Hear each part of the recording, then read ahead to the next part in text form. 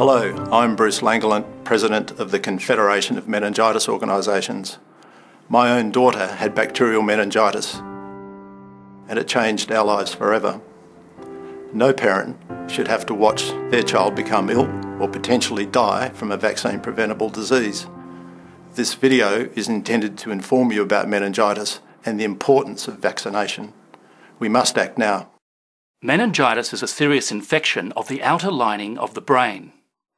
It can be caused by a virus or a bacterium, but the bacterium Neisseria meningitidis is of major concern. This can manifest in two different life-threatening ways: bacterial meningitis, as I've mentioned, but an even more deadly form, meningococcal septicemia, or blood poisoning. And they put her in intensive care, and she was still talking because she wanted to drink her milk, and she was still laughing a bit and that. So as a sedator, my wife's talking to her, and she said, "I love you all the world, Mummy." And then she fell asleep, basically. And I knew it was serious when I would see my sister talking to the doctor that's behind all this commotion that's around me. And the doctor is looking at my sister, and he's like, "Where's your mother?" And he looks at her and he's like, "She needs to be here." To become infected with a meningococcus requires close and prolonged contact with someone else. Usually it occurs in a family, or sometimes with teenagers in groups. Meningococcal disease is most common in young children under the age of 1 year, babies. And they're the ones whose immune systems are just not ready for this germ. They're immature and unable to cope with this nasty invasive bacterium. This disease occurs really very suddenly. The symptoms are rather very similar to the flu, and that's why it's really very difficult to be able to diagnose this disease very early.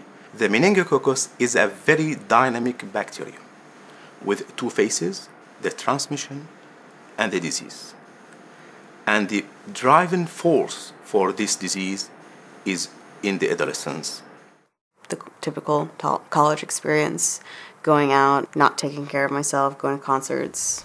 Meningitis, that's how it spreads. It spreads like the flu. Meningococcal disease progresses so rapidly that there's only a few golden hours in which doctors and others can act. And if these are not taken advantage of, patients can arrive at hospital close to death. I do remember waking up from time to time to see my limbs turning from red to purple to black to eventually rotting off my body.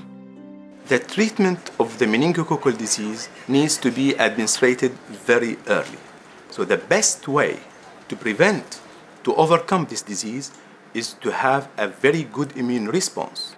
And this can be done by a vaccination. Around 10 to 20% is the usual case fatality rate associated to meningococcal disease, and significant morbidity. Because she was fine at nursery, and the next day we're picking her up from the morgue in a blanket, and that's only a space of 12 hours. I had my hands and legs amputated. My legs are below the knee. I have like this much leg. And then all my fingers were amputated. 5 of these serogroups are responsible for virtually all cases in the world. Serogroups A, B, C, W, and Y. But the most common form, meningococcal B, in North America, Europe, Australia and elsewhere, we don't have a vaccine for yet.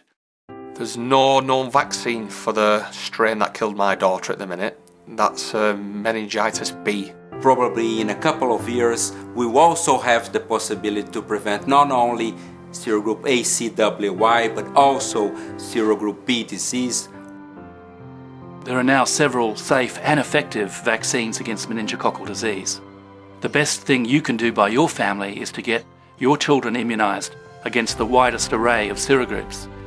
This whole disease could have been prevented. Prevent what is preventable, get vaccinated. I hope the stories you've heard inspire you to act and do more to protect our children and communities from meningococcal disease. It is important to see your doctor about vaccines available for your family. To learn more about bacterial meningitis, vaccines, and to read stories from survivors and families, contact comoonline.org. Thank you.